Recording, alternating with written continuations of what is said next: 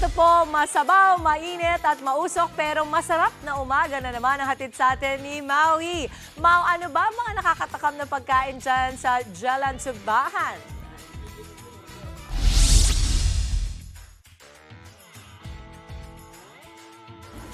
Good morning mga kapatid! Nako, isa na naman pong mainit naman na masabaw na umaga ang meron tayo ngayon.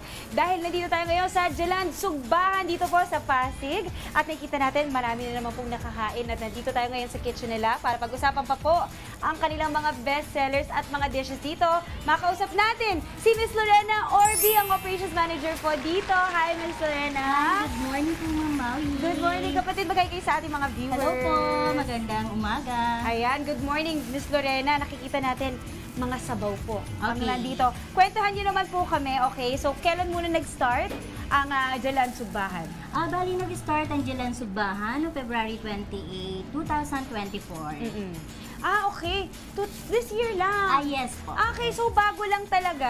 Oh, yes, ma'am. Okay, so ano po yung mga patok dito? Bakit po ba pinupuntahan ang Jalan Sugbahan? Bali, bukod po sa ating mga mga inihaw, meron po tayong mga soup na mainit. Bali, ano po natin, meron tayong bulalo. Ayan, bulalo. Kansi. Wow, sarap Yes. ng kansi. And sinigang sa miso. Okay. Kanina nabanggit niyo po, no, sugbahan. Yes. May, alam ko may ibig sabihin po yun sa Bisaya, di ba? Ano ibig sabihin? Yes, ma'am.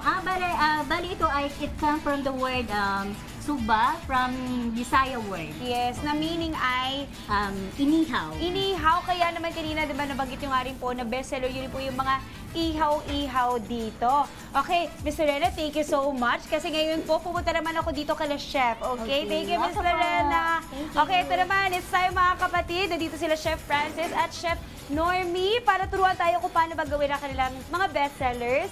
Hi, Chef!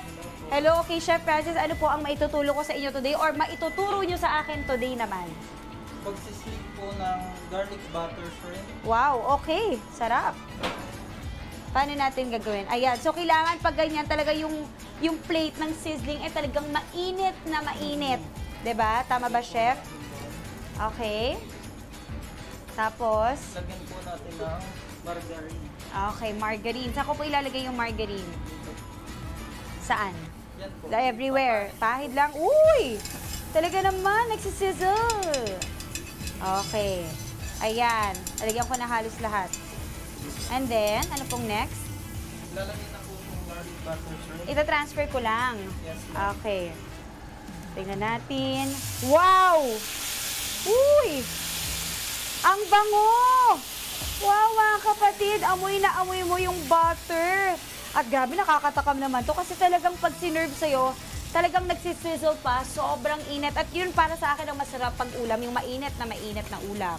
Okay, anong next? Ito naman po yung garlic. Ano, isi-spread lang natin? Lalahatin po, Chef? Konti lang mo. Okay, konti lang.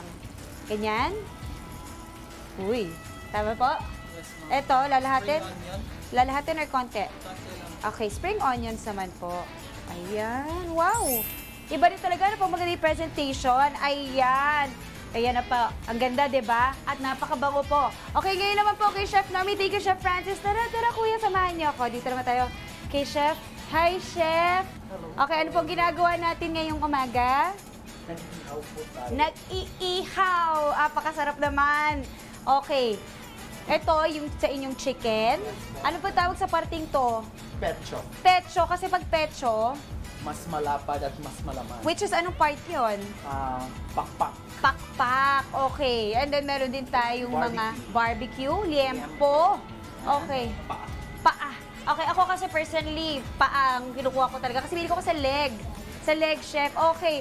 Chef, anong kakaiba para sa inyo? Dahil, syempre, ito rin yung isa sa mga dinadayo nyo. Ano po yung pagkakaiba ng inyong mga pecho or inihaw kumpara po sa iba? Sa palagay nyo? Number one is malapad. Wow. Juicy. Juicy! Yes. Oo nga, kasi iba dry. Yes. So at least ito talaga proud kayo na juicy ang inyong mga pecho. Okay, alright. Chef, maraming salamat. Mamaya po, pagbalik natin, it's my favorite part, tikiman time. Pero for now, balik muna tayo sa studio. Hindi kompleto ang ating araw kung di tayo tatakamin ni Maui. Mau, sana naman nakakarating dito sa studio yung tinitikman mo dyan sa Jelan Sukbahan. Oh, grabe oh. Ang aga. Ang aga. Ayan, nandito pa rin po tayo ngayon sa Jelan Sukbahan. Dito lang po sa Pasig City. Malapit lang to actually dyan sa studio, ano? At ngayon naman po ang katabi ko, makausap natin. Si Sir Sid Coloma, ang marketing head dito po sa Jelan Sukbahan. Sir Sid, good morning kapatid. Good morning po. Okay, si Sir Sid ang magkukwento sa atin kung ano ba yung mga bestsellers nila. Kaya Sir Sid, simulan na po natin. Ano po yung bestseller nyo sa mga masasarap na nasa harap natin ngayon? Ang bestseller po namin para sa mga magkakaibigan o magkakabarkada is itong barkada bundle namin. Oh, okay. Good for how many yung Barkada Bundle? Good for 5 to 6 persons po siya. Okay, and iklaro natin ang laman ng Barkada Bundle na good for 5 to 6 is napakaraming Java rice. Tapos meron pong Pecho po. pecho, barbecue, Barbecue and then liempo. liempo, Yes po. okay. Tapos ito, may sausawan, di ba, na pwede nilang i-mix-mix kung ano yung gusto Yes nila.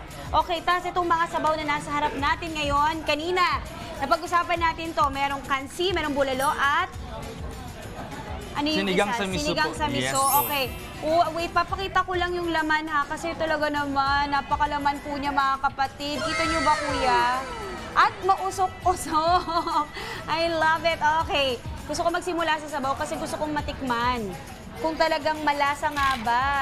Sir, nakikita natin talagang maraming tao pumupunta dito. Yes Tingin po. niyo bakit po ang daming pumupunta dito?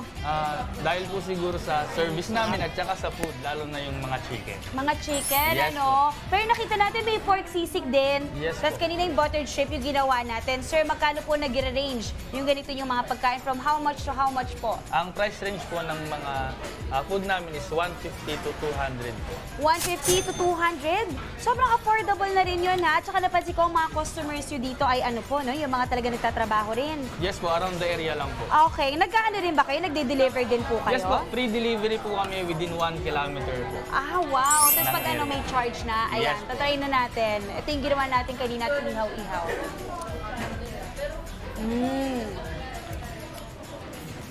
Ang sarap, no? Yes ma'am. Talagang malambot at saka siksik. Okay, sorry, nagsalita ako kahit ang daming laman ng bibig ko. Okay, sir. I'm sure natatakam na po ang ating mga kapatid na subukan dito sa Jelan Sukbahan. Paano po ba kayo mahanap at do promote your, ano po, your food? Kami nga po pala ay located ang first branch namin dito sa number 7, Pioneer Street, Barangay Capitolio, Pasig City. And ang second branch po namin sa 789 JP Rizal, Makati City po, in front of Old Makati City Hall. Meron din po kami social media, ma'am. Yung Facebook po namin, Jelan Sukbahan, TikTok, and Instagram po.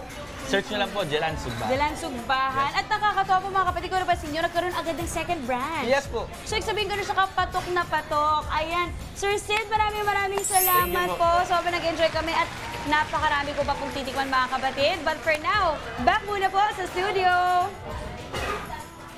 Maraming salamat, Ma. Ang sarap nun. Sarap. No? Sana all. Sarap. Parang kumulo yung tiyan ko bigla sa gutom. Di bale, sa Lunes. Wow. Mga kapatid, Maui David po. Simula ng inyong araw na may alam at may pakialam sa mga may init at umaaksyong balita sa bansa. Para maging una sa balitaan, mag-subscribe at mag-follow sa social media pages ng News 5.